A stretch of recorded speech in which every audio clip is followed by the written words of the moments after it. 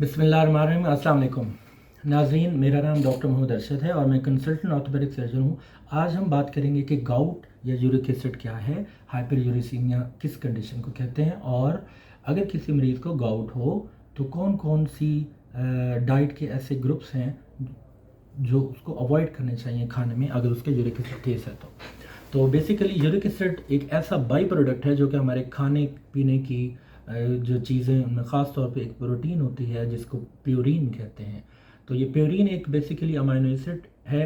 जब इसकी मेटाबॉलिज्म या इसकी तोड़ फोड़ होती है तो इसके नतीजे में uric acid as a by product हम नॉर्मली हमारे बॉडी में रिलीज़ होता है।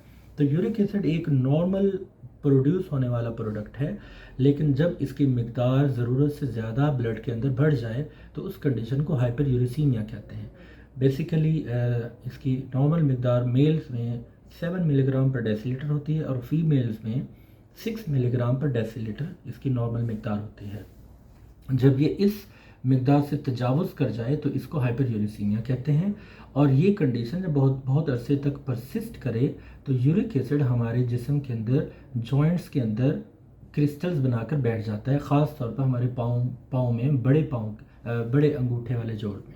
तो इस कंडीशन को पोडेग्रा भी कहते हैं और गाउट कहते हैं या फिर गाउटी आर्थराइटिस कहते हैं, जिसकी वजह से पाँव के अंगूठे में दर्द हो जाना, सोजिश आ जाना, उस पर रेडनेस आ जाना, उसकी रेंज ऑफ मोशन या हरकत को कम हो जाना और चलने में दर्द या तंगी होना।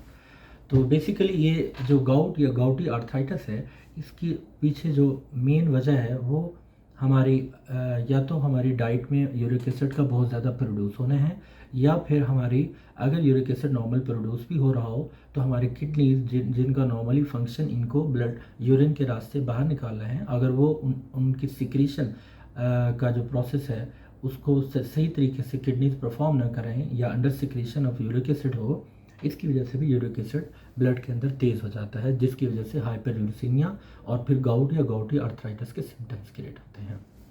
तो इसके इलाज की तरफ आएँ तो बहुत सी ड्रग्स हैं जो कि इसकी प्रोडक्शन को स्लो डाउन करती हैं, और कुछ ड्रग्स हैं जो कि इसकी यूरिन के अंदर सिक्रेशन को बढ़ाती हैं। आज हम उन ग़िज़ाई अज्जा या डाइट के बारे में बात करेंगे जिनको हमें अवॉइड करना चाहिए अगर किसी पेशेंट का यूरिक एसिड तेज़ है। तो हम ऐसे 7 डाइट के ग्रुप्स के बारे में आज हम बात करेंगे जो कि अवॉइडेबल हैं in case of hyperuricemia. Number 1 is the red meat. Red meat हम मटन और बीफ को कहते हैं। इसके अंदर यूरिक एसिड की मिकदार सबसे ज़्यादा होती है as compare to white meat यानी कि chicken. Number 2 is organ meat. बहुत से लोग जो जानवर के अज़ा खाने के शौकीन होते हैं, जैसे कि गुर्दे, कलेजी, मगज़, पाए और इस किस्म की और ऑर्गन्स जो कि कुछ लोग अगर ज़्यादा खाएं तो उनमें यूरिक एसिड की मिकदार बहुत ज़्यादा प्रोड्यूस होती है, तो इनको भी अवॉइड करना चाहिए।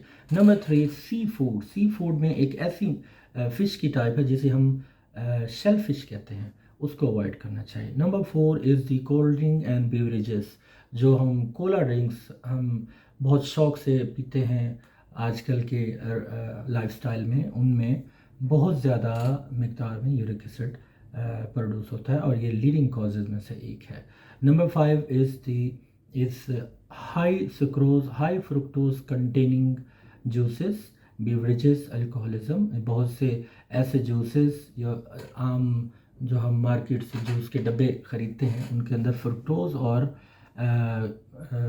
सुक्रोज की बहुत ज़्यादा मिकदार मौजूद होती है, जिसकी मेटाबॉलिज्म से ये बहुत ज़्यादा यूरिक एसिड जो है ना वो प्रोड्यूस होता है। इसी तरह वो लोग जो बहुत ज़्यादा मीठा खाने के शौकीन होते हैं उनको भी मीठे की मिकदार अवॉइड करनी चाहिए अगर उनको हाइपरयूरिसीमिया है। Number 6 is green leafy vegetables, जो जैसे कि साग और पालक वगैरह, इनमें भी यूरिक एसिड ज़्यादा पाया जाता है। नंबर 7 इज़ सीरियल्स, दालें और चना। ये वो डाइट का ग्रुप है, इसमें भी यूरिक एसिड ज़्यादा मिकदार में पाया जाता है। सो अगर हम कंक्लूड करें तो number 1 is red meat, number 2 is organ meat, number 3 is shellfish, number 4 is cold drinks, cola drinks, number 5 is high sucrose and fructose containing juices, beverages, alcoholism. Number 6 is green leafy vegetables. Number 7 is cereals and दालें और चना। तो ये वो diet के groups हैं जिनको हमें कम मिकदार में जो है ना वो इस हमारी डाइट में इस्तेमाल करना चाहिए जिस पेशेंट को गाउट या यूरिक एसिड का इशू हो। उम्मीद है आपको ये आज की ये वीडियो पसंद आई होगी। अगर पसंद आई हो तो आप चैनल को ज़रूर सब्सक्राइब कीजिएगा। बहुत बहुत शुक्रिया। Thank you.